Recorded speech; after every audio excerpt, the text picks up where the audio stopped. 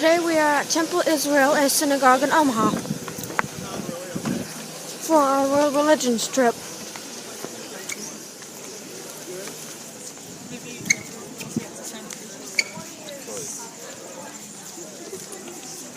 Maggie!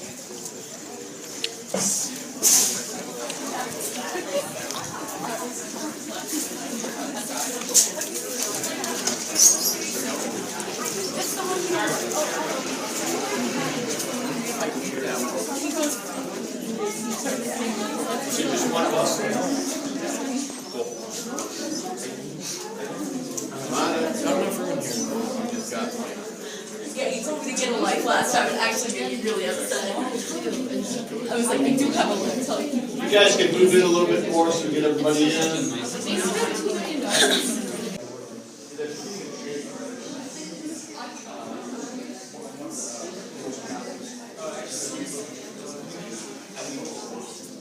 Which is wonderful. So, one of the ways that's different in this building, and one of the most wonderful things about this building, is the openness of it. Our last day all come in a period starting about the year 70, where we have what's called Rabbinic Judaism.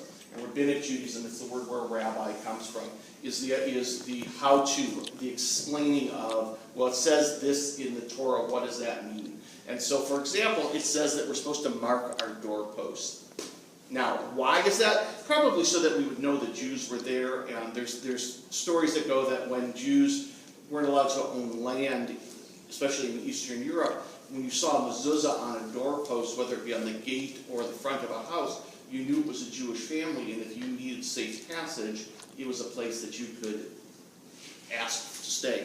Inside of it, what this is just polished Jerusalem stone. Inside is a piece of parchment. Parchment is animal skin, which I'll show you in another room, and that's what the Torah is written on.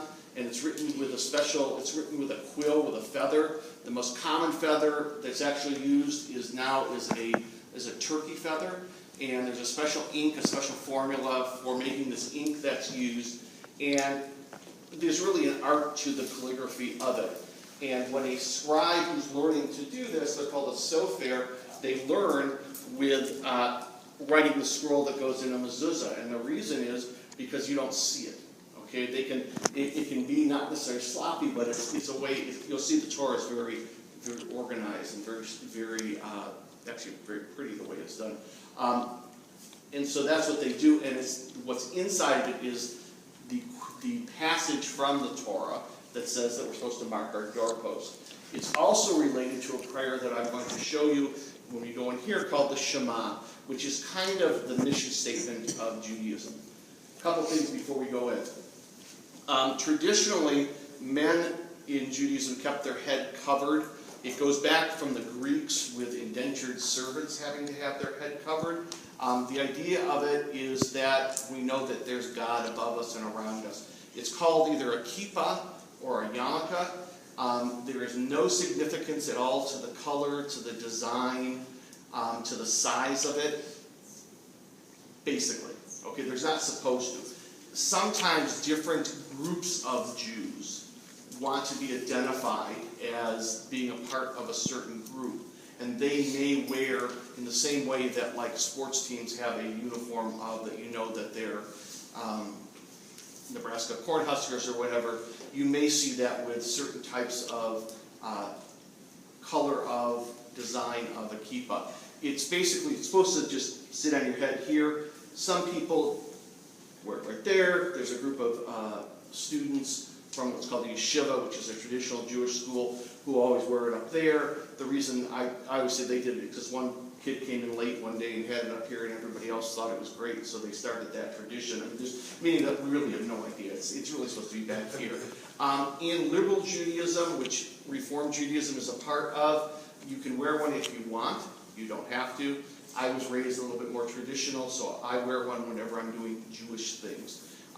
In liberal Judaism, which is conservative, which is not politically conservative, it was established to conserve Judaism and have it exist in a certain way in the modern world, both men and women can wear a kippah. In traditional Judaism, which is Orthodox Judaism really, which is to the right, you're only going to see men wear them. Now the other is that this garment right here, which is called a tallis or a talit, and it's a prayer shawl. And it's worn during certain services in the Reform movement, if you want, in the Conservative movement, men and women, in the Orthodox movement, just men. And it is worn during certain services. And the reason, and it actually comes from the same prayer, are these four corners right here. It says that you're supposed to have fringes on your clothes. Okay? Why?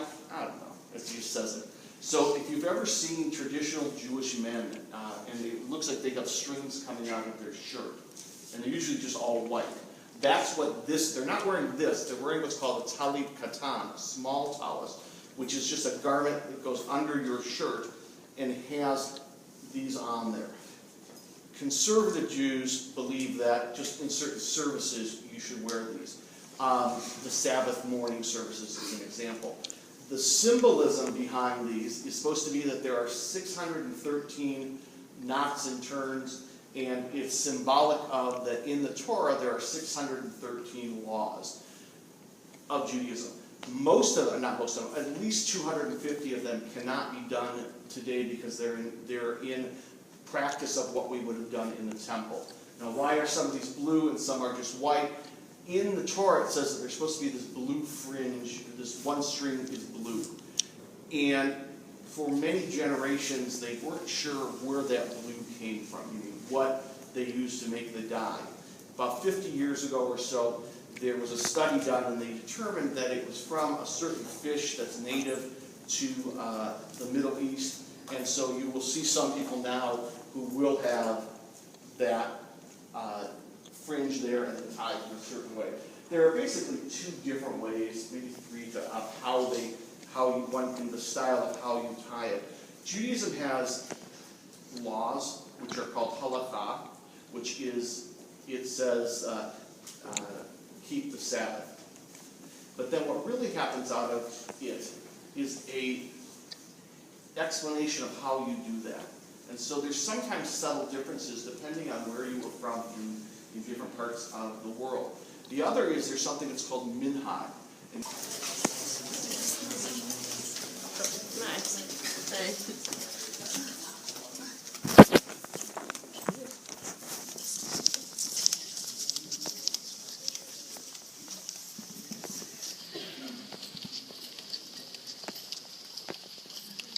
We're going to sit when we get to the other room, so you just want to come all the way up here.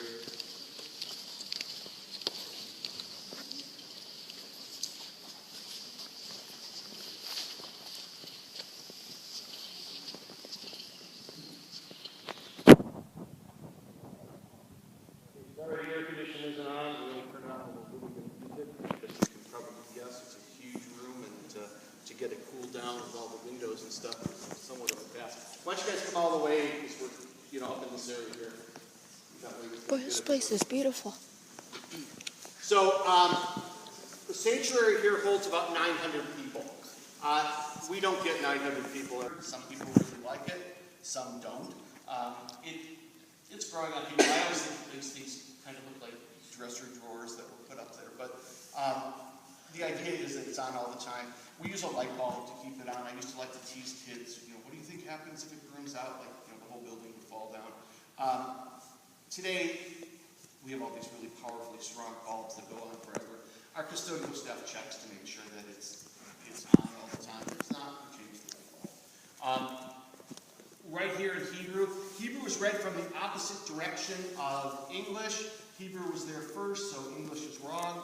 And it says, Shema Yisrael, second line, Adonai Eloheinu, Adonai Echad. And what it means is, Hear, O Israel, the Lord is our God, the Lord is one. It's kind of our mission statement. Okay, we believe in one God, and we believe in the oneness of God, the holiness of God. Judaism is credited with being the first religion that introduced the concept of monotheism, of one God. In the last line, the first word there is pronounced Adonai. But if you really were to pronounce it by what the Hebrew letters say, it's not Adonai. And we don't know really what it is. Okay? this is where, if you heard someone say the word Yahweh, that's from there, but we don't use that. The reason is that there was a biblical name for God that was only recited once a year on the holiest day of the year of Judaism, which is called Yom Kippur. It's a day of repentance, a day of asking for forgiveness. And the Kohen Gadol, who was the head of Judaism, in the temple, and there's the name of God. I'm going to stop. I got to go to mikvah, come back and write. What they do is they'll write lots of the section. They'll leave God's name out, go to the mikvah, come back and write it in. Yeah. Yeah, I was wondering, so I had a rabbi several years ago tell me that they purposefully, the synagogue purposefully misspells the name of God in the programs that they hand out during Sabbath. Kind of. What they do is there are some names of God that don't have significance that way, that you know. So for example, often instead of writing Adonai the way it's written, they'll write it with just 2 letters. And you know it means Adonai, but it's not written there. So you can dispose of it in that way. The other is that you're only supposed to say it if you're in prayer. Okay, so we used to teach kids the word Hashem, which means the name. So normally in a prayer we would say Baruch Atah Adonai Eloheinu melech haolam borei pri hagafen. That's the blessing over drinking wine or grape juice. Okay, then you're supposed to drink it. Well, obviously I'm not drinking any wine. Well, right now that you know it, but I'm not drinking any grape juice or wine right now. So if we were teaching it to kids, we would say Baruch Atah Adoshem Elokeinu melech haolam. I changed 2 words there that changed it so I didn't really say the blessing. Well, the problem is when you do that, that's what kids think that how you say the blessing. So it gets confusing with that. And then there were people who said, well, Adoshem is just as holy, so they would, so it gets ridiculous. But basically they just use 2 little markings in exactly that, so that you could throw that away. And even with, you have to train your brain to know that when you see Adonai written out, that it's Adonai and not the word, not the letters of what it is written out to, because again, it's not those letters. Yes, sir? How much do these books usually cost? A lot. They can be anywhere from $15,000 on up. Now, yeah, that's a lot of money, except a scribe can't, it's not like they're getting rich doing this. It's not like they can work on 100 of these and, time $15,000 and make that for a year. They probably can only work on 2 or 3.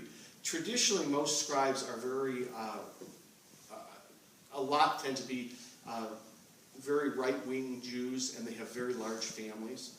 And so it's, you think, oh, well, they're making that much money, but they also have to support their large families, meaning lots of kids. There's a bunch of ways to acquire a Torah scroll. There are places where you can commission one to be done, okay, and then it's made for you. Just like in churches and things, there are places that have these, and maybe the congregation has moved or has now closed its doors. You can acquire a used Torah scroll from a congregation. Sometimes there are scrolls that have been in people's families.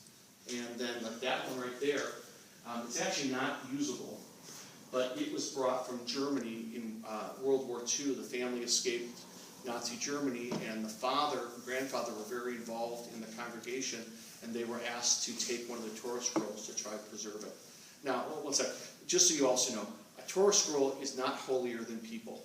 And though we regard it with a great holiness, we're not supposed to risk our lives to save a Torah scroll. So, for example, God forbid this building was on fire or whatever, we don't rush in here to save the Torah scrolls and risk our life. We get out of the building. Okay? And so it's really, some people don't at times think that this is so holy that it's greater than life itself, and it isn't. Yeah. Why is it not usable? It's not usable because what eventually happens is parchment crumbles, and that's happened. There's rips in it. Some of the writing has fallen off. When you inspect there every couple of years, you always have to repair something. It's so damaged that it's just, you can't repair it, okay? So what would happen sometimes is, let's say that this whole section here got torn and was damaged. There may be a scribe who has a bunch of old Torah scrolls where they've saved that, they have different sections, and they could actually they could unsew it from the other Torah scroll and sew it in there. If it's just a letter or two, they fix it with the quill and ink. But I don't know how old. I've seen Torah scrolls that are hundreds of years old that are still usable.